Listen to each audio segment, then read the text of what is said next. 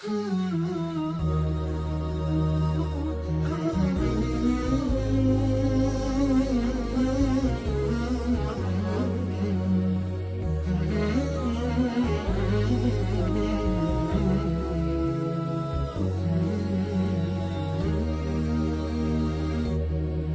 يا أعذب الألفاظ في لغتي، ويا أجل حروف في معانيها.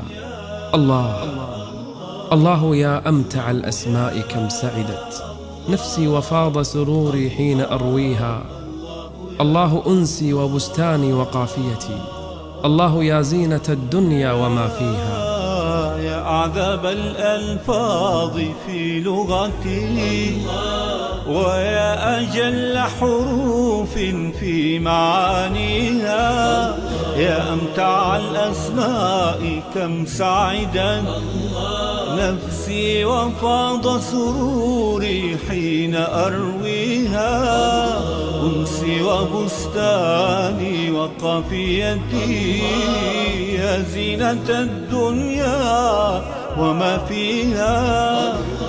يرتاح قلبي حين يسمعها، وحين أبصرها نقشا وأمليها.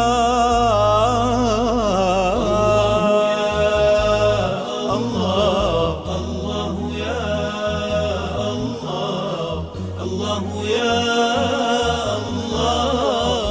الله، الله يا الله. الله شهد الهوى والود ليس لها، في مهجة المتقي شيء يساويها. الله أرحل في أعماقها، وعلى إيحائها تستمد النفس باريها. الله فيها إجاباتي وأسئلتي، ومن معاني الرضا والحب صافيها. الله فيها بياني بسمتي طربي، مشاعري حاضر البشرى وماضيها. الله روحي طموحي راحتي سكني، لا أجتني الأنس إلا من معانيها.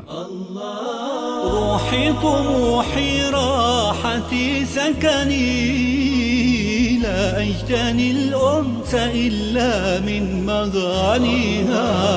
أجمل ما نتلوه أحسن ما يروي ضمائرنا طهرا ويسقيها. يا سلوة للقلب، يا أملا يرى المحب أفانينا المنى فيها. إن جاءت الدنيا بضائقة فالجأ إليها، ففيها ما يجليها.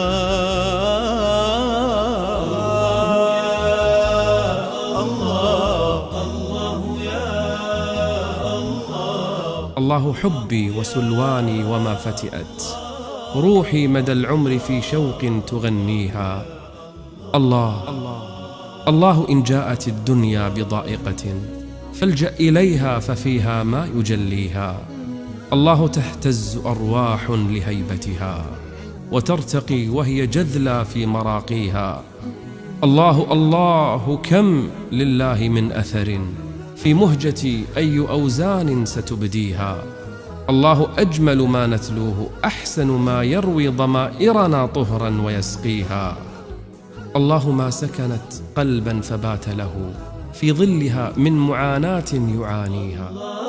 الله كم لله من أثر في مهجتي، أي أوزان ستبديها.